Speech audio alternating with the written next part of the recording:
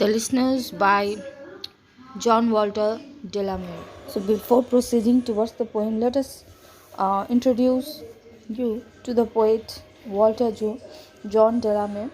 He was an English poet, story writer, and a novelist. His father, James Edward Delamere, was an official of the Bank of England. His mother, Lucy Sophia Browning Delamere. He was educated in London at St. Paul's Cathedral Choral School, which he left at the age of 16. He is probably best remembered for his work for children and for his poem, The Listeners. He also wrote some subtle psychological horror stories. His book collected stories for children won the Carnegie Medal in 1947, while his novel Memoirs of the Midget won the James Strait Black Memorial Prize for Fiction. Let us read the poem first. The Listeners.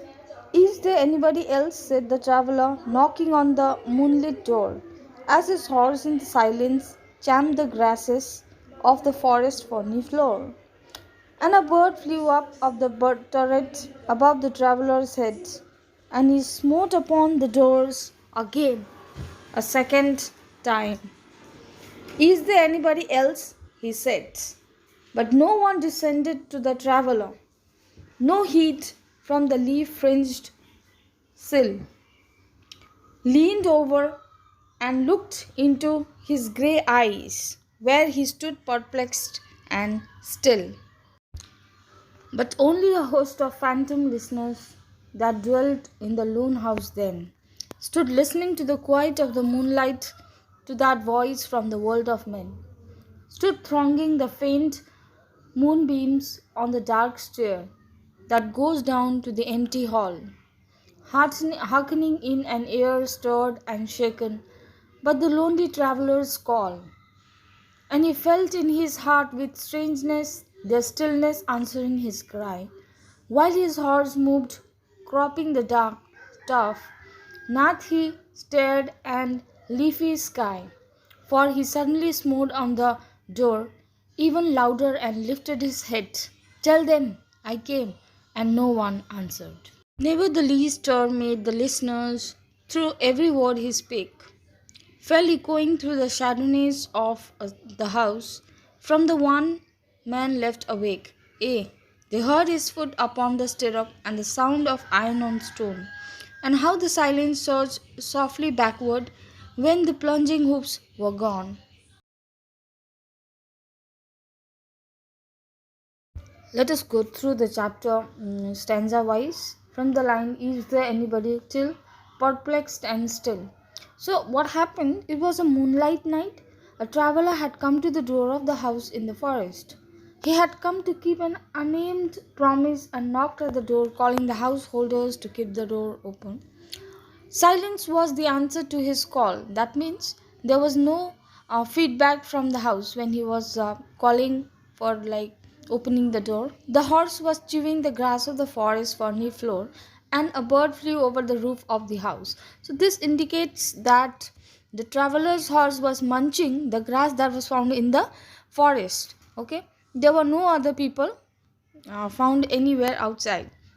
So he knocked the door second time and inquired if there was anybody in the house. The traveler's second knock went unheeded too. There was no one to open the door, for no one descended the stairs and looked out of the leaf-fringed window sill to inquire who had come.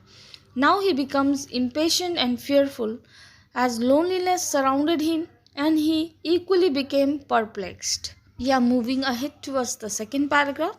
So, what we see is in this stanza, the poet is saying the second only possible listeners around were the phantoms or the ghosts.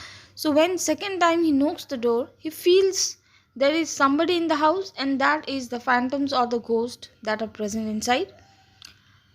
They listened to the voice of the traveler who had come from the world of the humans. That means they were all placed inside the phantoms and the ghost, but they couldn't reply back to the traveler as they were they were not humans, they were dead people. So They were not able to respond to the call of the traveler.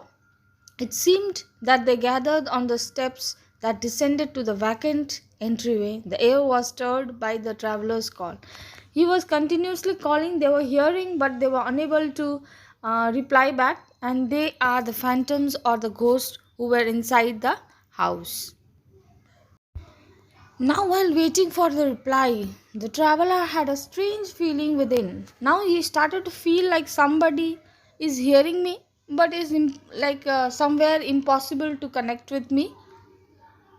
He felt in his heart the strangeness and stillness of the phantoms. That is, you were feeling the ghost. The only sound was that of the movement of the traveler's horse as he found another patch of edible grass. The sky above was filled with stars, their lights somewhat dimmed by equally plentiful leaves on the trees. He smote on the door third time and shouted louder, lifting his head, giving the message to all and unidentified them that he had come. But no one answered. He shouted once again that he had kept his word.